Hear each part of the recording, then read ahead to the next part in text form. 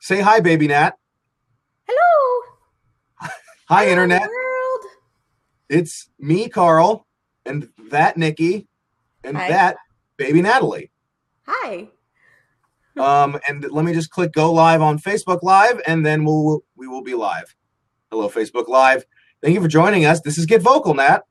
Do you know that, baby Natalie? Yeah, She knows now. she knows. She's young and hip.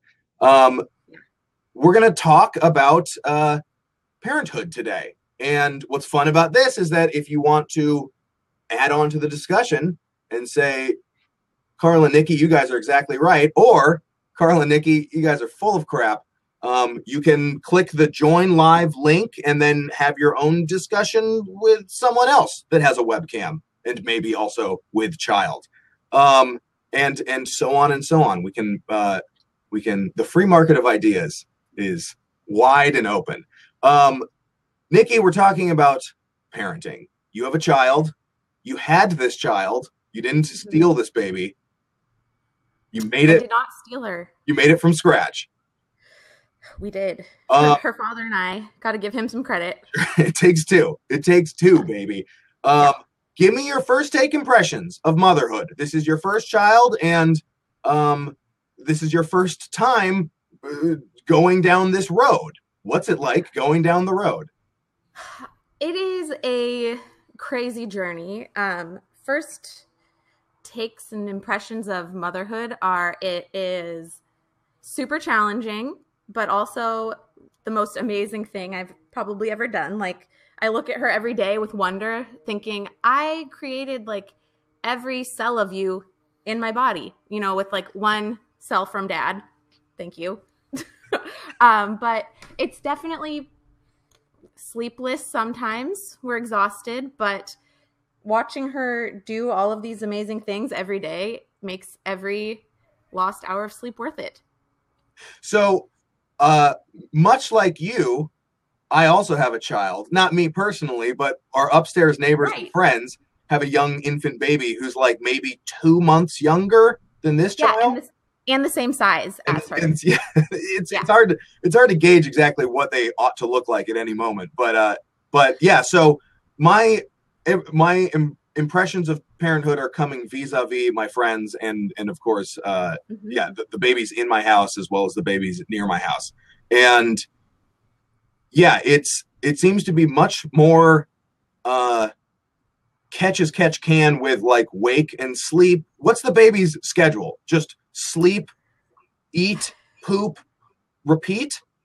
Pretty much like early days. So, what I've learned basically from having a baby and observing babies is that they all are incredibly different and come with their own set of challenges. Our biggest challenge is nap time. This one has some major FOMO and doesn't like to take a nap. So, basically, like, I read this book called Secrets of the Baby Whisperer, and she really recommends doing this eat, play, sleep, you time routine, which sounds great. I'm still waiting for the me time because she will only take naps on me, which is you saw me wearing my little baby wrap. That's where she likes to take naps usually. Um, and there's some dirty diapers mixed in, but her favorite part of the day is playtime. We do a lot of playtime, a lot of tummy time, working on those motor skills. And that's basically our schedule. She goes to bed at 6:37, which is awesome because then I get my me time. So, but But yeah, like are all of these tummy time, diaper times happening on your banker's hours, your 9 to 5 Monday through Friday, or is it just like is it on like a 3 hour cycle or something where it just happens every regularly every some amount of increment of time? ideally, babies are supposed to, I guess when they're first born, they're supposed to eat every 2 to 3 hours, sometimes more. Like if you're breastfeeding, you feed them on demand because you can't really see how much milk they're getting. So basically, like in a perfect world, she would be eating every 3 hours, but it's mostly like when she turns in for some milk, she gets to eat because I don't get to see how much. So we want to make sure we're meeting her needs. And basically I'm a slave to her hunger at this point in my life. You also become like I don't know, kind of like a zookeeper to some degree. Like I feel like you're keeping a detailed log of food intake and yeah, like poop consistency and stuff like that. Like it's very, it seems very sciencey. It's very much like a test specimen you have.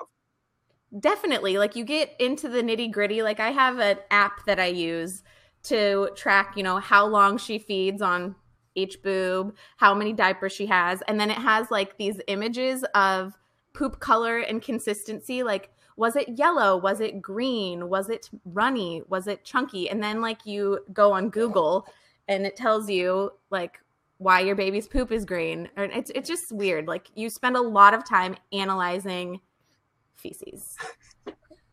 I'm sure people might have been able to predict this with how enamored we are with farts and poop, but it's fun that we invent the internet and then it just ends up being like comparing our poop to different pictures of poop. Yeah.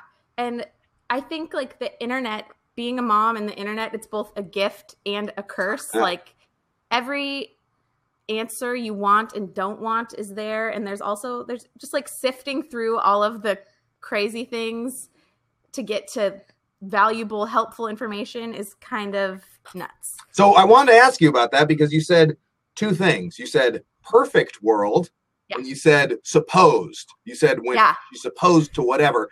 What does that word mean? What do those words mean?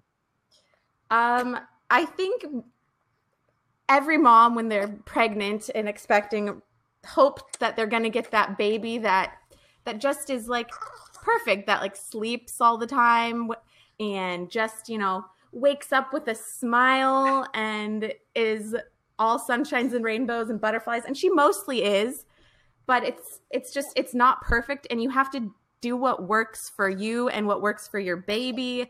And it's definitely not the same for everybody. There are people that think it's the same for everybody and think that their way is the best and right, but there's so many different ways. And look, she's thriving. So we're doing something, right? Yeah, she seems to be killing it. No, you're not. I don't believe that this isn't an intervention on you. Right. On no, how poorly you're treating your child. I've called the internet here today to judge you, Nikki. Do you judge away? Yeah. Do you feel like, I mean, is that maybe part of like the first parent jitters though? Right. Like the newness of it all. And that, I keep on thinking about like things like, I feel like high school was the best example of this, where like freshman year, everything is new, but by senior year, you've been doing essentially the same thing for 4 years in a row. And you have that swagger, that senior year swagger. I think I'm still waiting for that swagger. I mean, maybe it looks like I know what I'm doing. I definitely feel more confident with each day that passes that we're doing something right. And as to tie it back to dirty diapers, like with every dirty diaper, I'm like, yeah, I fed her. She got some food and some nutrients, but definitely a steep learning curve. But it's just like you're in the hospital, you have a baby, and then it's like in your room and it's yours. And there's just this moment, like Zach and I were in the hospital and we're like, here we go. This is it. We've got like, I guess we change her diaper now. I guess we feed her now.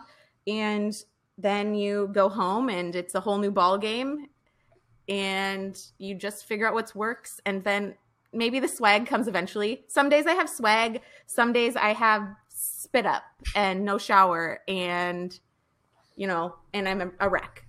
But we slept last night, so we're good. Do you handle all the goopiness? And yeah, like have you found the sort of bodily fluids part to be a challenge, or is that your wheelhouse? Do you not mind comparing feces pictures? I mean, I wouldn't consider myself one that's particularly fond of bodily fluids. The spit up, she spits up a lot. Some babies do, some babies don't. So I'm actually kind of surprised with how well I'm dealing with that. It's just you burp her and stuff comes out and you wipe it off and then you decide if you feel like changing your shirt or not, or if you're just going to wear it. More often than not, I just wear it. And yeah, and what do you do when you have like those questions of like, is this normal baby activity or is this abnormal baby? You know what I'm saying? Like, Yeah. How do you consult Dr. Internet and try and suss it out and sift through the bullshit, or do you actually like just sort of ride it out? I think in the beginning I was super scared. Like everything she did, I felt like I did something wrong, and I would Google, and never find the right answer. And one thing that was really helpful for us is our pediatrician. They do have like a 24-hour doctor line, which I highly suggest. It's good to be able to have access to that when you have questions and want to know if you actually need to go to the hospital or if something is normal. But I think now we're kind of relaxed, and I'm like, she's not crying, so she's fine. Like, she can still breathe, she can eat, she's happy, so must not be a big deal. This is her wanting to eat. Are we gonna get taken off the internet for freeing the nipple? No, it's cool. She can learn some patience right now, just for, a few more minutes. Do you feel like you're already teaching the lame mom lessons of like, listen, baby, I'm not going to be coddling you from the get go here. I guess you have to coddle the very newborn babies. Yeah. I try to, like, I don't want to be one of those moms that coddles the crap out of their baby, but when they're little, you want to snuggle them. But I also find myself, like, if she's trying to do something, I mean, I'm letting her explore the world in a safe manner, but I also want her to be able to have some resilience. So, sometimes she cries for a little bit. Sometimes she's on tummy time for too long because she's trying to roll over, make it easier for them or to learn. Want her to learn. Okay, cool. Let me see if I can tap dance with a question here. No, sorry. And no, that's quite all right. And I might actually be able to donate you some time. I don't generally donate people time. But I feel like you have enough info. What's next on the sort of day agenda for you and young baby Natalie? And also, like, let's say life agenda. Like, that's the thing with babies, is they're always changing and growing and becoming different and older people as you go along. So, like, what do you have coming up on the like semi-immediate horizon? What's next door? More dirty diapers, I would imagine. Always. I think developmentally we're on our way to crawling and starting solids. Yeah, so am I, by the way. Yeah, it's great. I hope you are a good crawler, but eating foods is always fun. Life, I'm going back to work. Ooh, yes. So you've been off the grid, off the work grid. But then once baby Natalie hits the ripe old age of like 5 months old or something, you're gonna say, here's the front house key, child. Don't invite any strangers in. Pretty much, take care of yourself. Sink or swim. Yeah. So well, I guess we'll hopefully get to that on maybe continuing subsequential mommy vocals. But yeah, briefly, why don't you take up the rest of your time?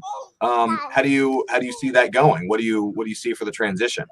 Oh, I'm excited to have like the adult part of my brain back, but I'm also kind of nervous because I want to be able to raise her most of the time. But we're lucky to have grandparent support.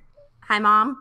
And I think that the transition will be great for everybody. And we're so lucky to have such a great family and love and support. And I think I'm running out of time. Say hi.